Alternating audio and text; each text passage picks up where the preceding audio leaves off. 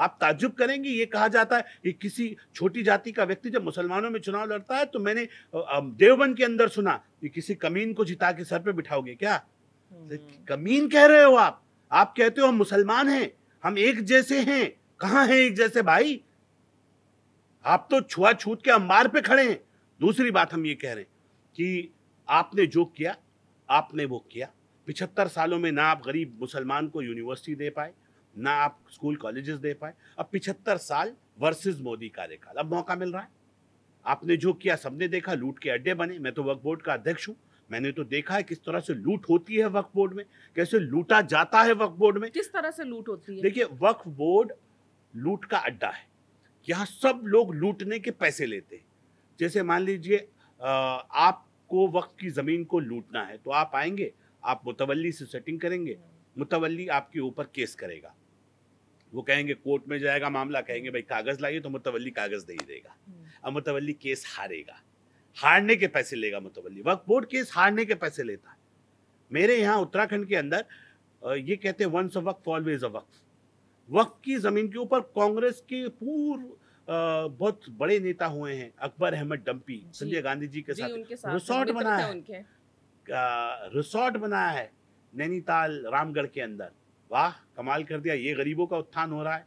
Dumpy साहब upper caste high class लोग गरीबों का हक, मजलूमों का हक, यतीमों का हक, बेसहारों का हक ये खा रहे हैं। कमाल हो गया भाई। उसके बाद सईदुज्जमा साहब एक और सांसद हुए हैं, सैयद साहब हैं, मुजफ्फरनगर से आते हैं। उन्होंने देवबंद कलियर शरीफ के अंदर पीरान कलियर दरगाह है बाबा साबिर पाक की, उसके आस्थाने के बराबर एक बहुत बड़ी हवेली है, उस पर पूरा इंक्रोचमेंट उनका कब्जा। सदस्य भी रहे हैं वक्फ बोर्ड के। कहते हैं हाँ, हमसे कोई खाली कैसे करा देगा खाली? हम तो जबरदस्त लोग हैं। वहां के मौलाना जो गद्दी नशीन हैं दरगाह के, हजारों एकड़ जमीन, उनके बड़े कहते थे हमारे बदन के कपड़े भी दरगाह साबिर पाक की अमानत हैं। वो मालिक बन गए, उस प्रॉपर्टी को अपने नाम पे दर्ज करा दिया। वक्फ बोर्ड बिना जाए एक्स पार्टी केस वो जीतते रहे, वक्फ बोर्ड कहीं पैरवी करने नहीं गया, जानबूझ के वक्त केस हारता गया और वो मालिक बन के बैठ गए और सैकड़ों एकड़ भूमि बेच दी। और अब जिस जमीन पे सैकड़ों सालों से मेला लगता आया है, मेला भूमि, उर्स जहां लगता है कलियर का, उस कलियर की जमीन को भी अपने नाम पे दर्ज करा दिया, अब उसे भी बेचने जा रहे हैं। क्या लूट है भाई।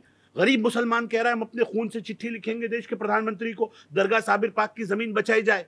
आम मुसलमान आता है कहता है ये गलत कर रहे हैं, लेकिन उनके खिलाफ बोलने का दम नहीं है, क्योंकि अगर बोलते हैं तो माफी के साथ इस बात को कह रहा हूं, पैसे हैं, पावर है, सेटिंग गेटिंग कराते हैं, गरीब मुसलमानों की पिटाई कराते हैं, लाल करा देते हैं। हालात ये हैं कि उनके सामने बोलने वाला खामोशी के साथ सर पे टोपी पहनकर दाढ़ी रखकर अगर कोई गुंडा है तो वो है, गुंडे हैं।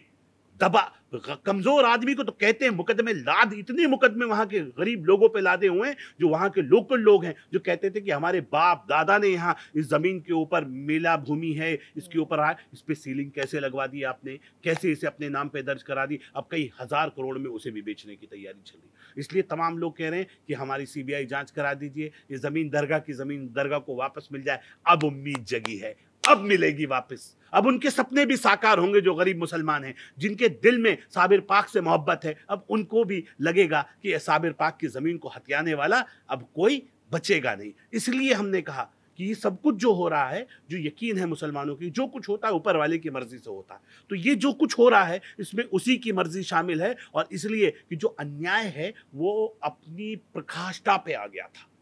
कितना हम कर सकते हैं। हमने तो ये हाल देख लिया था कि ये अपने इस वक्त के, इस दौर के खुदा खुद को समझने लगे थे। हमने देखा है कई ऐसे खुदाओं को यहाँ सामने, जिनके के सचमुच का खुदा कुछ भी नहीं। इनको ऐसे लगा कि हम ही भगवान बन गए, आम बरम, अब हमारा कोई क्या बिगाड़ लेगा, कोई ज्यादा बोलेगा तो उसे पिटवा देंगे।